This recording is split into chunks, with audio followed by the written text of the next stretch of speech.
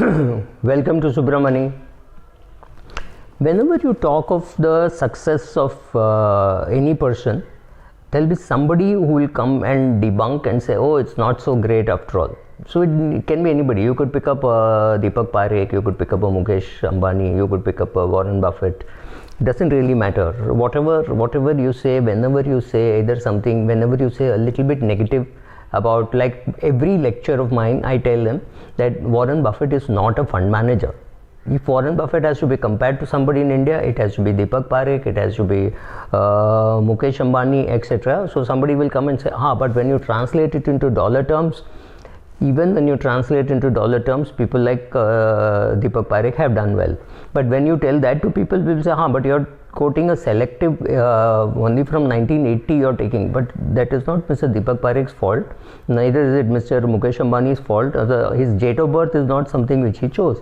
So if you take that period, given Indian conditions, given what other Indian investors have done or other Indian industrialists have done, you need to understand that you are comparing them to the Royas of the world who don't even repay institutional loans. Should I compare them only to them? No, I should also be comparing them to the Tatas, the Murugappa group, the Birla group, and many the JSW maybe, and all of them. But compared to all of them, these people have created wealth.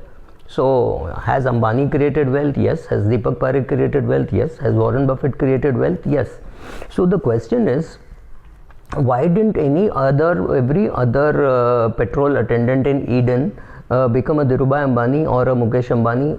Because there is something unique to them that made them do what they have done. So let us take let us first take Warren Buffett. How many of us would have taken over a defunct textile company? There were many available with a huge carry forward tax loss. We may or may not have been able to claim that. Orke was available. All the textile mills in India were available in the 1970s.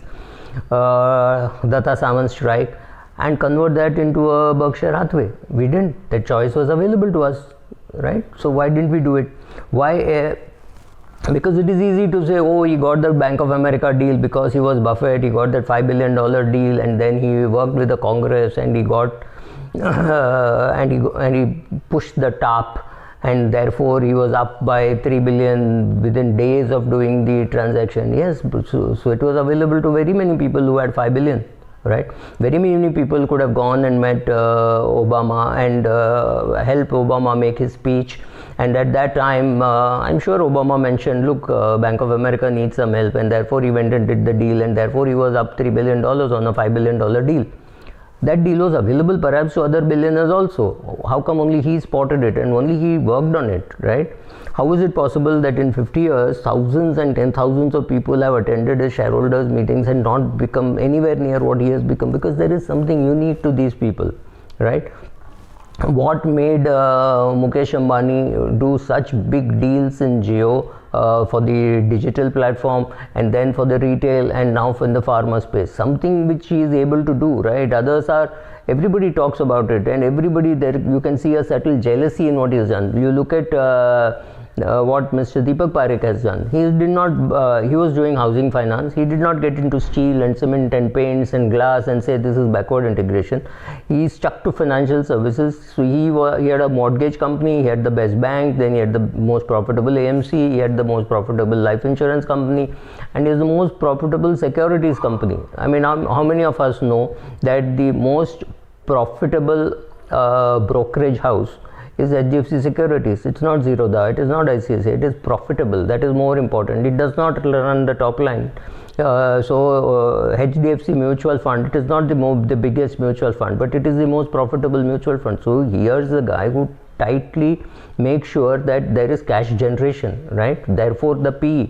So it is easy to look at some small pot. How is it possible that in 50 years there are tens and thousands of investors that haven't come and attempted to do what Buffett has done? Why is there one Buffett and one Charlie Munger? If it is so common and so easy that anybody could have done it, how come none of us are able to do it, right?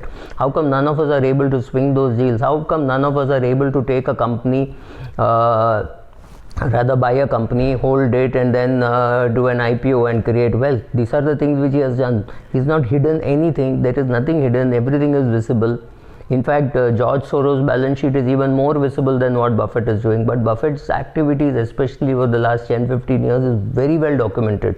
Can you just go copy and repeat what he has done? Maybe we can't, and therefore we have to accept that there is one Buffett, one Deepak Parekh, one Mukesh Ambani, right? So as long as there is a shortage of such people, you have to accept that, well, accept buy their shares, hold on to it. So makes sense to buy Berkshire Hathaway, buy HDFC Group companies, whichever you want to buy, Mukesh Ambani Group companies, whenever you want to buy, wherever you want to buy, and then hope that the same CAGR of the last 30-40 years continues. Is it possible that you have gotten in bad timing? Yes, it is possible. Is it possible that you are buying it at the peak valuation? Yes, it is possible. Does it mean next 30 years may not be as good as the past 40 years? That is also possible. That is the risk that you have. But please understand, these people are unique. These are the wealth creators. They have created amazing wealth for the shareholders. What makes Deepak Parekh even more particularly noteworthy and worth talking about is he's an employee. He is not the promoter. He is just an employee of HDFC Limited. Of course, he must be the longest serving employee, because anybody else who has worked with him would have retired. He is past his age of 70. But so many years of service to create wealth for you and me, right? All the three of them have created tremendous amount of wealth. So accept it. There is something unique about them, and easy for us to pick one thing and say, this is easy to do, that is easy to do. But the combination of doing all these things together, running 3 parallel businesses, running petroleum, running retail, running telecom, and also pharma. Please understand, 4 businesses all at the top speed, and creating wealth in each one of them and packaging and giving it to you is not easy. This is not a recommendation of Reliance. I have Reliance, but largely I'm looking at wealth creators and seeing what makes them so unique. What makes it so unique that Asian Paints creates so much wealth, or Berger Paints creates so much of wealth, or the Murugappa Group creates so much of wealth. All of them have set something in process, a good process. They have good ROCE, they have good RONW, and there are times when they don't have good ROCE and good RONW, but they still keep doing that, and it takes a long time to create wealth. So all these companies over 20, 30, 40, 50 years have created wealth. If you have participated, you're a beneficiary. They have been good to the shareholders. They must have been reasonably good to the customers, and therefore their wealth creation process has happened, right? So because they shared the wealth with you, you want to keep going back to them again and again and buying more of their shares. As simple as that. Thank you.